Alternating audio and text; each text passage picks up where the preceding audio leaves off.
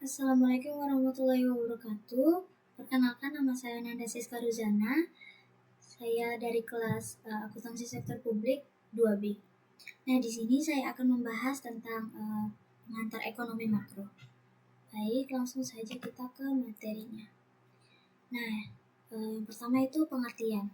Ekonomi makro adalah cabang ilmu ekonomi yang mempelajari perilaku, kinerja, dan struktur ekonomi secara keseluruhan atau agregat. Kalau dalam ekonomi mikro itu kita membahas rumah tangga dan juga perusahaan itu kan secara individu. Nah, di dalam ekonomi makro ini kita membahas ekonomi itu secara keseluruhan atau di suatu negara. Fokus utama ekonomi makro adalah memahami bagaimana kebijakan ekonomi dan faktor-faktor eksternal mempengaruhi pertumbuhan ekonomi, inflasi, pengangguran, dan keseimbangan neraca perdagangan suatu negara. 3 masalah pokok. Yang pertama yaitu apa yang harus diproduksi dan dalam jumlah berapa. Setiap masyarakat, perusahaan ataupun negara harus menentukan barang atau jasa apa yang akan diproduksi untuk memenuhi kebutuhan penduduknya. Keputusan ini tentu bergantung pada faktor seperti sumber daya yang tersedia, permintaan masyarakat, dan kebijakan ekonomi yang diterapkan. Contohnya, apabila negara lebih banyak membutuhkan bahan pangan, maka masyarakat ataupun perusahaan akan meningkatkan produksinya pada hal tersebut. Hal ini tidak bisa disamaratakan karena setiap negara pasti memiliki kondisi geografis, sumber daya, dan juga tenaga kerja, serta teknologi yang berbeda-beda. Hal inilah yang akan menjadikan atau menentukan sektor ekonomi apa yang menjadikan keunggulan utama di negara tersebut. Yang kedua yaitu bagaimana sumber-sumber ekonomi yang tersedia harus digunakan untuk memproduksi. Nah, sebelumnya kita bahas dulu sumber-sumber ekonomi atau faktor-faktor ekonomi. Yang pertama yaitu ada tanah. Nah, tanah ini mencakup lahan pertanian, air, hutan, energi, dan juga energi. Penggunaannya juga harus dipertimbangkan keberlanjutan dan efisiensi agar tidak terjadi eksploitasi yang berlebihan. Contohnya, misalnya suatu negara ini memiliki sektor pertanian yang kuat, maka negara tersebut akan menjadikan sektor tersebut sebagai pendapatan utama di negaranya. Faktor kedua yaitu tenaga kerja. Tenaga kerja ini merujuk pada pekerjanya atau manusianya, baik secara fisik maupun intelektual dalam proses produksi. Penggunaan tenaga kerja harus disesuaikan dengan keterampilan dan keahlian. Contohnya, seorang pekerja pabrik harus mahir dalam mengoperasikan mesin, tenaga medis di rumah sakit, dan lain sebagainya. Yang ketiga yaitu modal. Modal dapat digunakan dalam membantu produksi, entah itu berupa alat, barang, teknologi, bangunan, dan juga kendaraan. Modal harus digunakan secara efisien dengan investasi yang tepat untuk meningkatkan hasil produksi. Yang terakhir yaitu kewirausahaan. Kemampuan seseorang untuk mengombinasikan faktor produksi lainnya guna menciptakan barang dan jasa. Seorang wirausaha harus inovatif, berani mengambil risiko, dan mampu mengelola sumber daya dengan baik.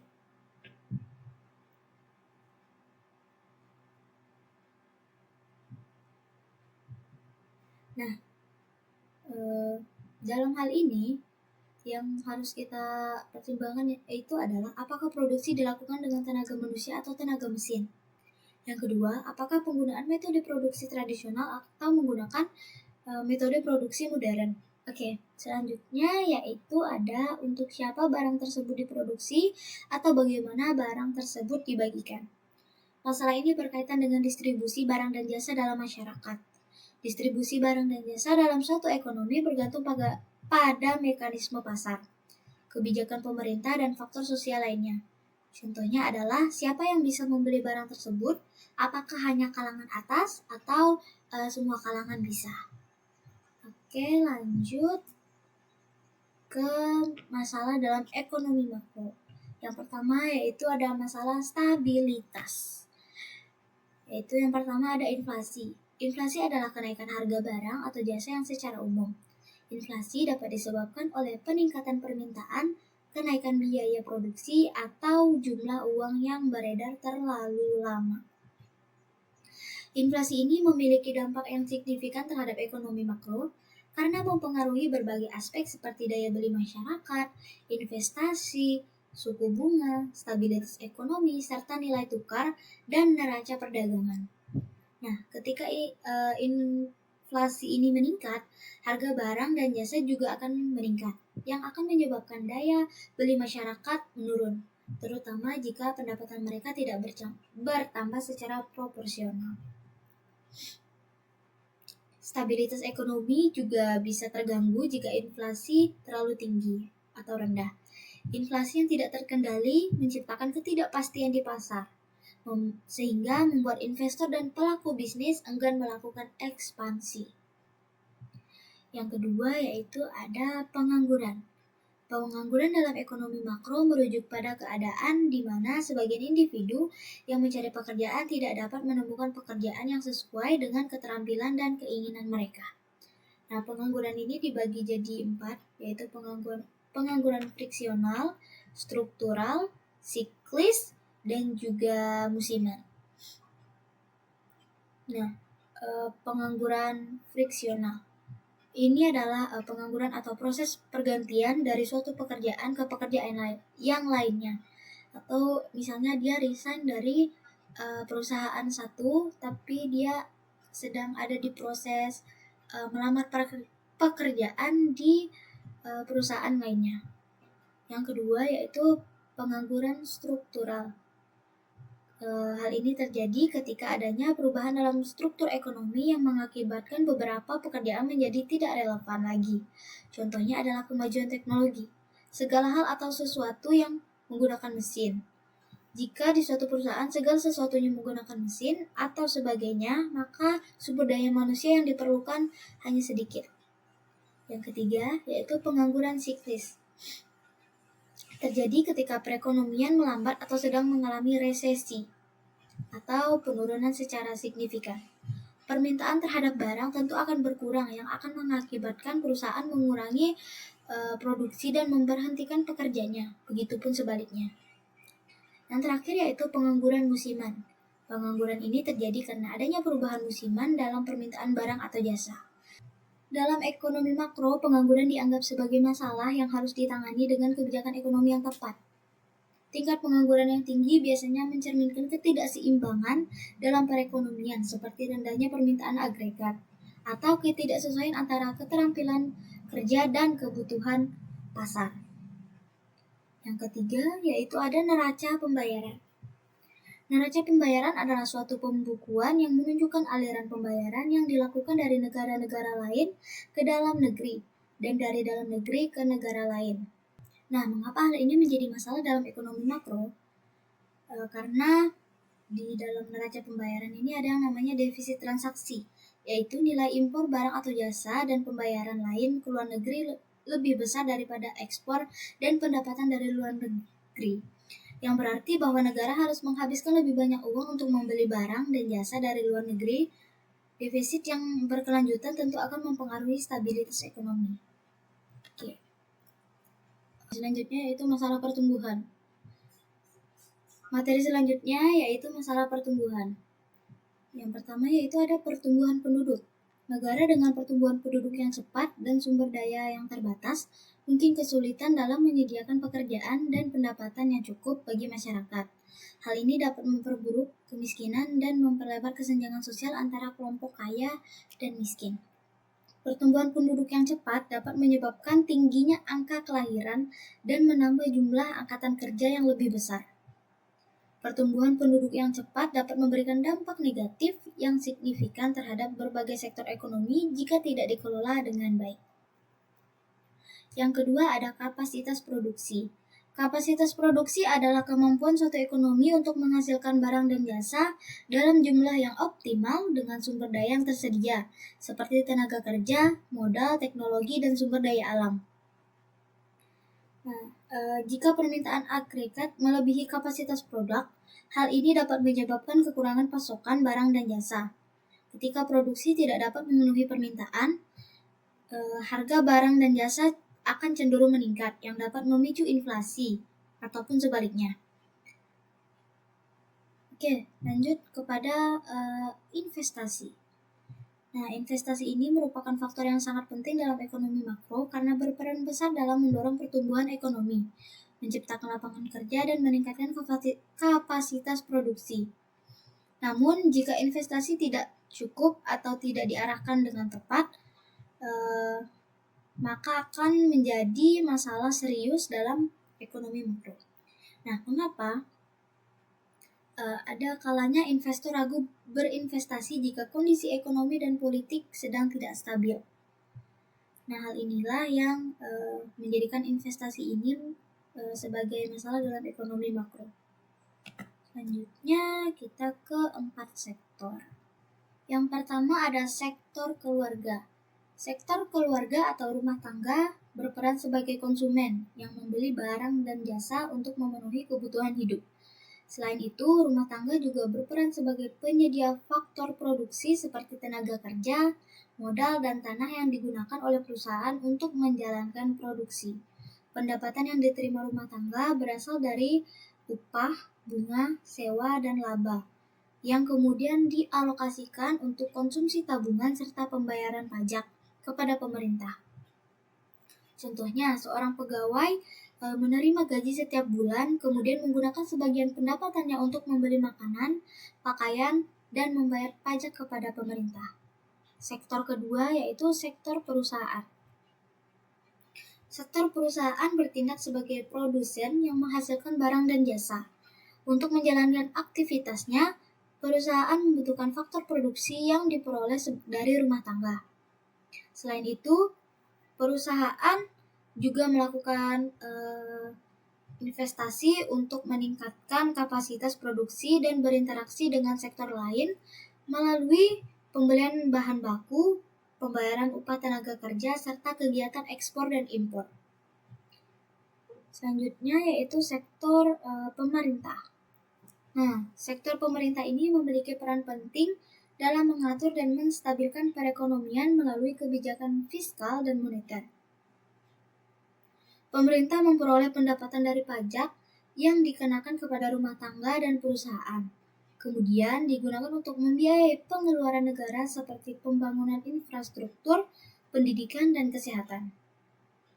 Pemerintah juga memberikan subsidi serta bantuan sosial untuk mendukung pertumbuhan ekonomi dan kesejahteraan masyarakat. Contohnya, pemerintah menggunakan dana pajak untuk membangun jalan tol dan memberikan subsidi BBM agar harga tetap stabil di pasaran. Oke, yang terakhir adalah sektor perdagangan luar negeri. Nah, sektor ini berhubungan dengan aktivitas ekspor dan impor barang dan jasa antar negara. Sektor ini berpengaruh terhadap neraca perdagangan dan neraca devisa suatu negara. Jika ekspor lebih besar dari impor, negara mengalami surplus perdagangan. Sementara jika impor lebih besar dari ekspor, negara mengalami defisit perdagangan.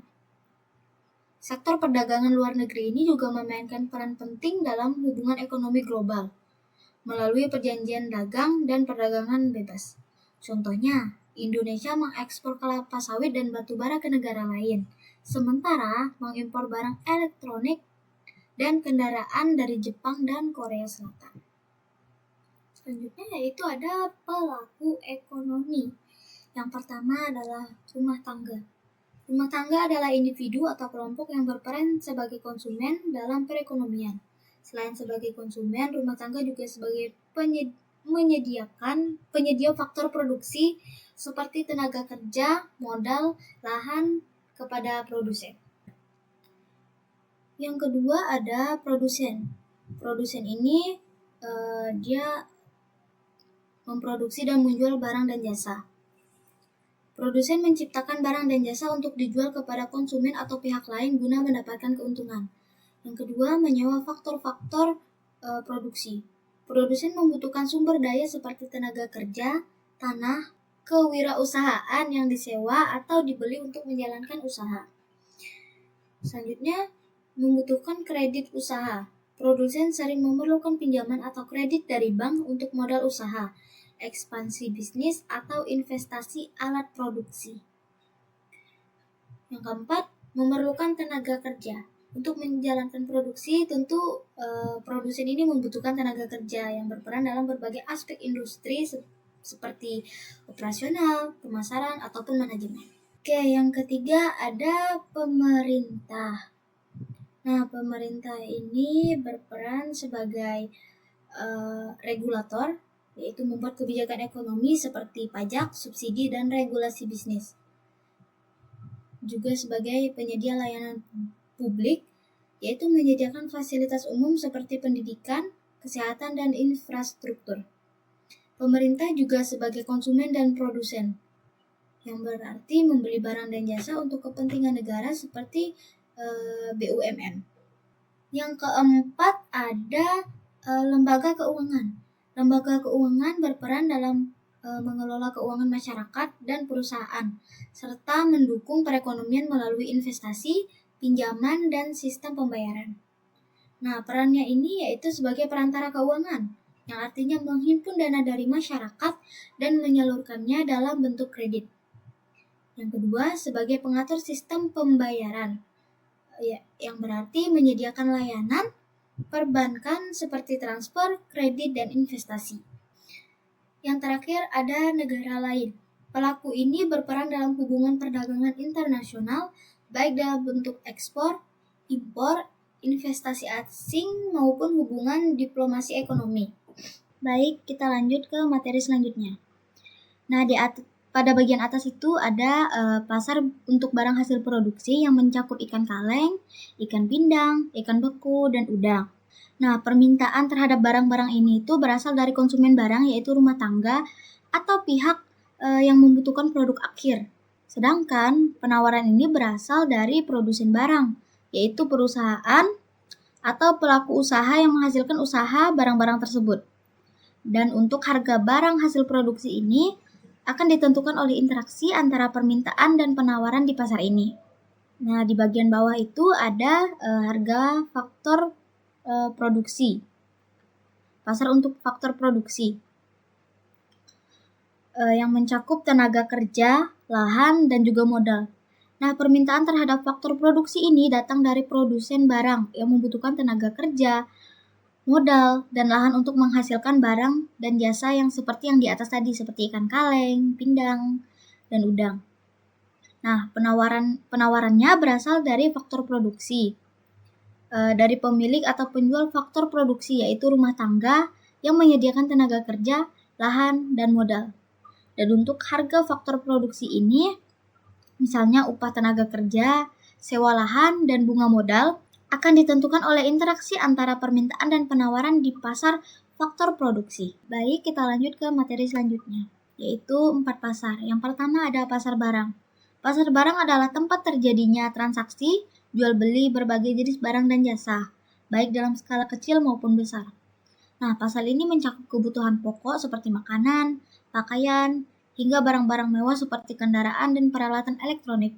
Contoh dari pasar barang adalah pasar tradisional yang menjual sayur dan buah, serta supermarket yang menyediakan berbagai kebutuhan rumah tangga. Yang kedua ada pasar uang. Pasar uang merupakan tempat terjadinya transaksi jual beli instrumen keuangan jangka pendek seperti surat utang dan deposito. Pasar ini sering digunakan oleh perusahaan, pemerintah, dan perorangan untuk memenuhi kebutuhan likuiditas dalam waktu singkat. Contohnya adalah transaksi sertifikat Bank Indonesia atau SBI yang dilakukan oleh perbankan untuk menjaga kestabilan keuangan. Yang ketiga adalah pasar tenaga kerja. Pasar tenaga kerja adalah tempat bertemunya pencari kerja dengan pemberi kerja. Dalam pasar ini, tenaga kerja menawarkan keahliannya, sedangkan perusahaan mencari tenaga kerja yang sesuai dengan kebutuhan mereka.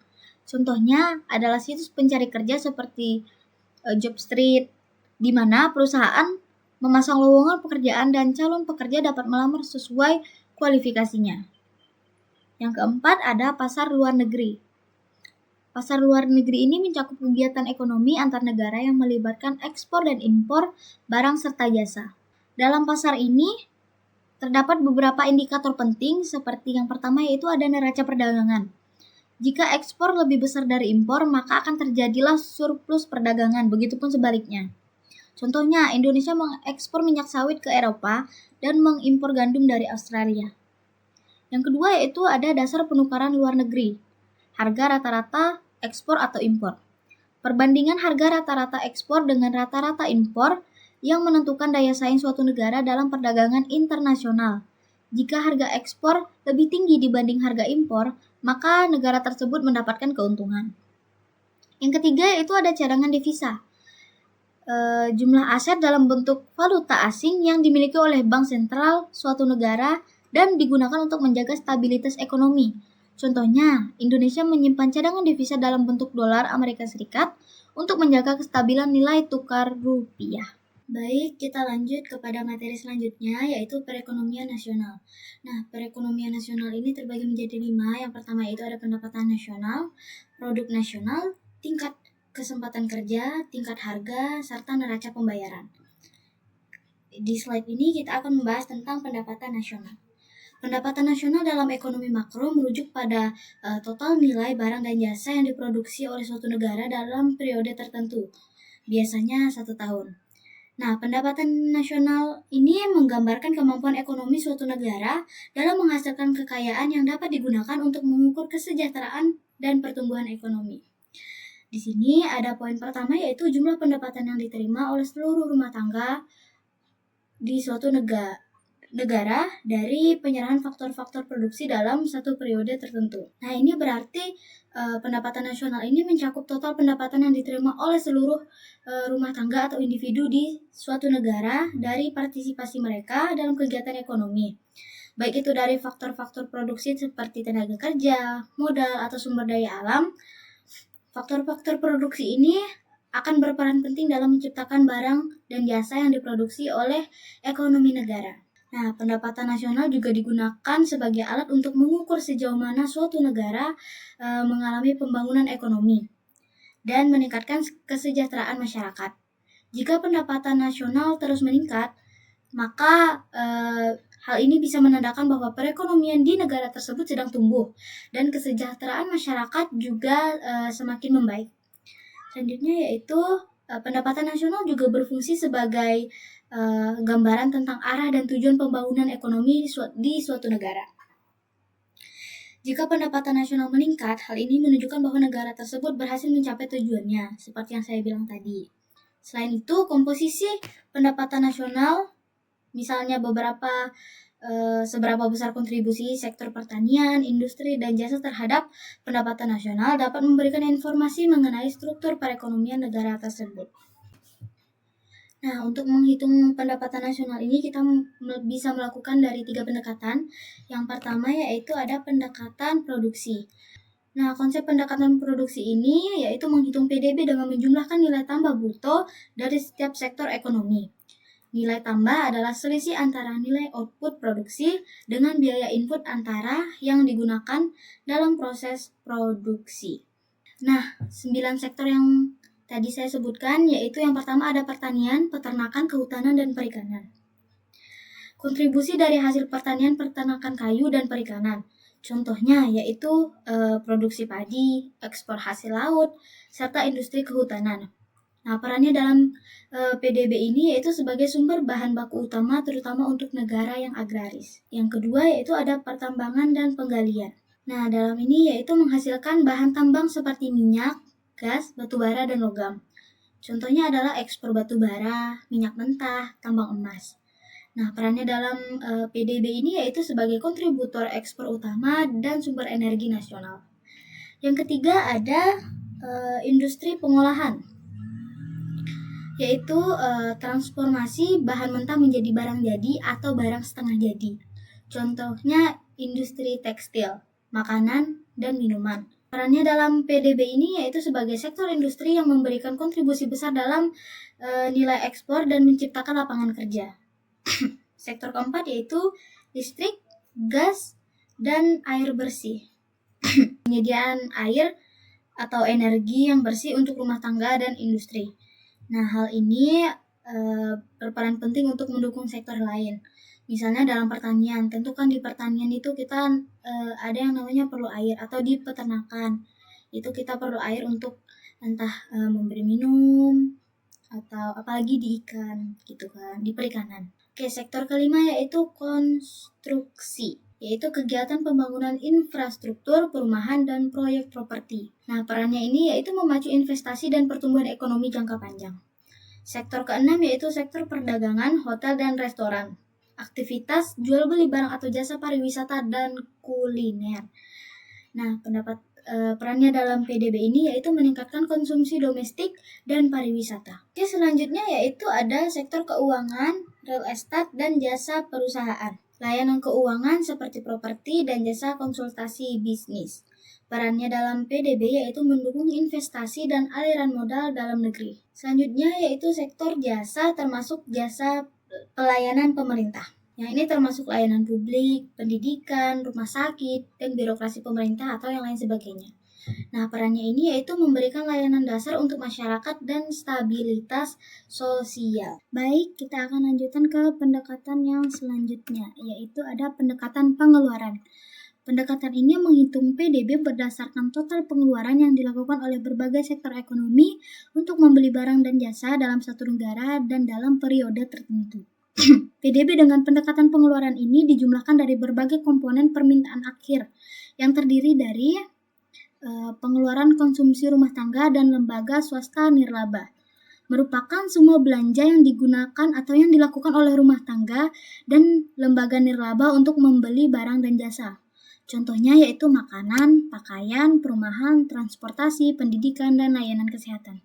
Komponen kedua yaitu pengeluaran konsumsi pemerintah, yaitu belanja yang dilakukan oleh pemerintah untuk membeli barang dan jasa publik. Contohnya, gaji pegawai negeri, pembangunan infrastruktur, belanja pendidikan, kesehatan, dan juga pertahanan. Komponen ketiga yaitu pembentukan modal tetap domestik bruto, yaitu investasi yang dilakukan oleh perusahaan atau pemerintah dalam bentuk modal tetap. Contohnya yaitu pembelian mesin, penggunaan atau pembangunan pabrik, pembelian kendaraan untuk operasional bisnis, serta investasi dalam bangunan dan properti. Komponen keempat yaitu ada perubahan inventory, yang merupakan perubahan jumlah barang yang disimpan sebagai stok oleh perusahaan. Jika stok bertambah, maka berarti ada produksi yang belum terjual sehingga dihitung sebagai investasi. Komponen terakhir yaitu ekspor neto. Ekspor adalah nilai barang dan jasa yang dijual ke luar negeri. Sedangkan impor adalah nilai barang dan jasa yang dibeli dari luar negeri. Ekspor neto dihitung sebagai selisih antara ekspor dan impor. Jika ekspor lebih besar dari impor, maka akan memberikan kontribusi yang positif terhadap PDB. Dan begitu pun juga sebaliknya. Nah, di sini ada rumus, yaitu rumus untuk menghitung pendekatan pengeluaran, yaitu Y sama dengan C ditambah I ditambah G ditambah X dikurang M. Contoh perhitungannya seperti ini. Misalkan di sebuah negara memiliki data ekonomi sebagai berikut dalam 1 tahun ya. Nah, konsumsi rumah tangganya yaitu sebesar 7.200 triliun, investasinya 2.500 triliun, pengeluaran pemerintah yaitu 3.000 triliun, ekspornya 2.200 triliun, dan impornya 1.500 triliun. Kita masukkan ke rumus yang tadi. Nah, jadi kita masukkan C-nya ini ada 7.200 triliun, I-nya ini ada 2.500 triliun, terus G-nya 3.000 triliun. Ditambah ekspor dan juga impor yaitu 2.200 ditambah 1.500. Sama dengan ini kan dapat 700. Nah, setelah hasilnya dapat semua atau setelah dikurangkan, ini langsung saja kita tambahkan jadi hasilnya segini. PDB-nya dapat kita ketahui segini. Nah, materi selanjutnya yaitu manfaat perhitungan pendapatan nasional. Yang pertama yaitu mengetahui struktur ekonomi. Perhitungan pendapatan nasional ini dapat membantu memahami sektor-sektor ekonomi yang paling dominan dalam suatu negara. Apakah ekonomi lebih berbasis pertanian, industri, ataupun jasa? Berapa kontribusi setiap sektor dalam PDB? Yang kedua yaitu mengetahui perkembangan ekonomi. Dengan membandingkan pendapatan nasional dari waktu ke waktu atau dari tahun ke tahun, kita dapat melihat apakah ekonomi ini tumbuh atau mengalami resesi atau penurunan. Nah, jika PDB ini meningkat berarti terjadi pertumbuhan. Jika PDB ini menurun, menandakan perlambatan atau bahkan krisis ekonomi. Yang selanjutnya yaitu membandingkan perekonomian antar wilayah, negara, ataupun daerah. Oke, yang keempat yaitu ada dasar pengambilan kebijakan. Pemerintah menggunakan perhitungan pendapatan nasional sebagai acuan dalam membuat kebijakan ekonomi, yaitu seperti mengalokasikan anggaran dan subsidi. Nah, di sini ada PDB Indonesia dari tahun 2004 sampai 2011. Nah, di sini kita bisa lihat di tahun berapa ini terakhir. Nah, 2011 ini PDB-nya yaitu sebanyak 2.463.242. Nah, sedangkan di tahun berikutnya yaitu 2.313.838. Nah, yang dimana dapat disimpulkan bahwa PDB dari tahun 2010 ke 2011 ini meningkat. Nah, produk nasional. Nah, produk nasional ini adalah ukuran total barang dan jasa yang diproduksi dalam suatu negara dalam periode waktu tertentu, biasanya 1 tahun.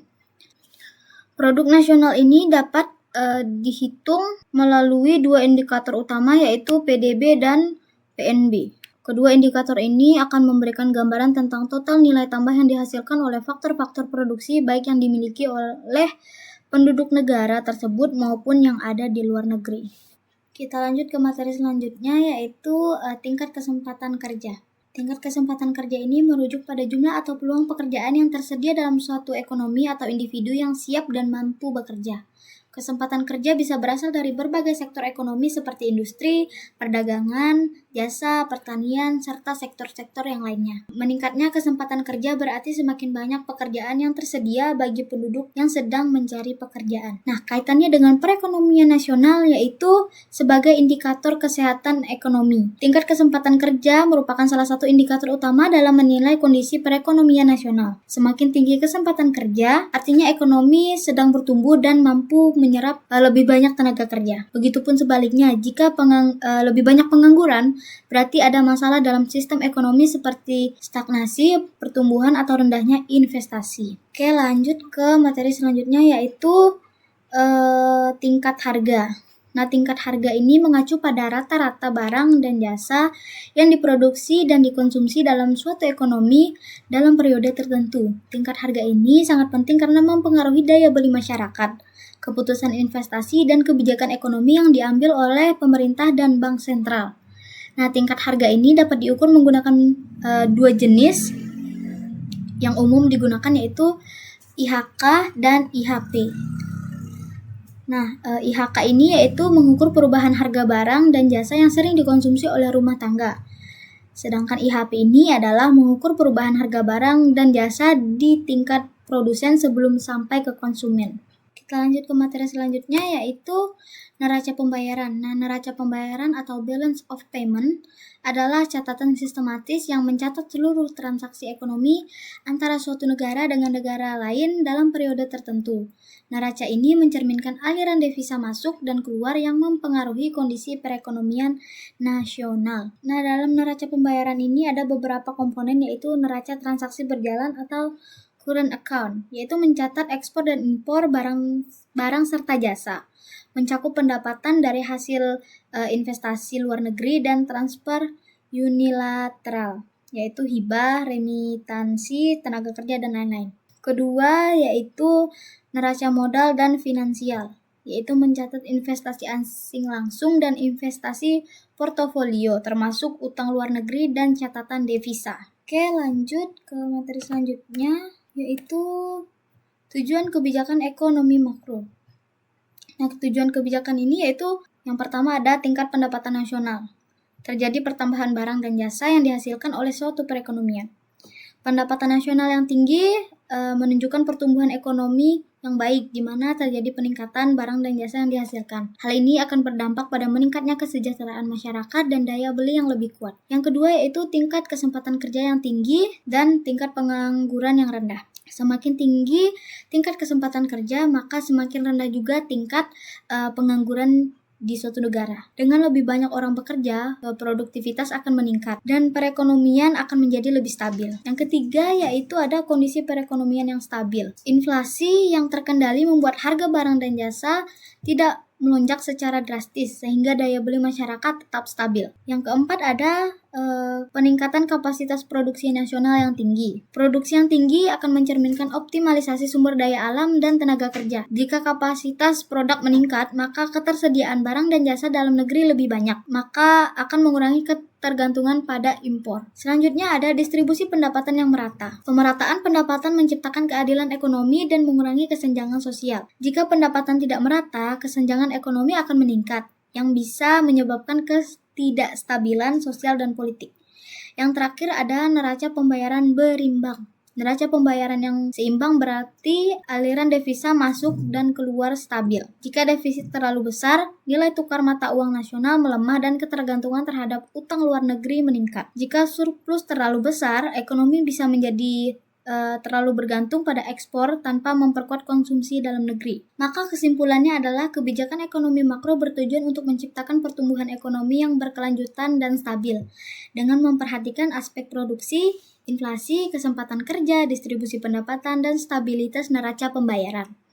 Jika tujuan ini tercapai, maka kesejahteraan masyarakat akan meningkat, daya beli akan menjadi stabil, dan negara lebih siap dalam menghadapi tantangan ekonomi global.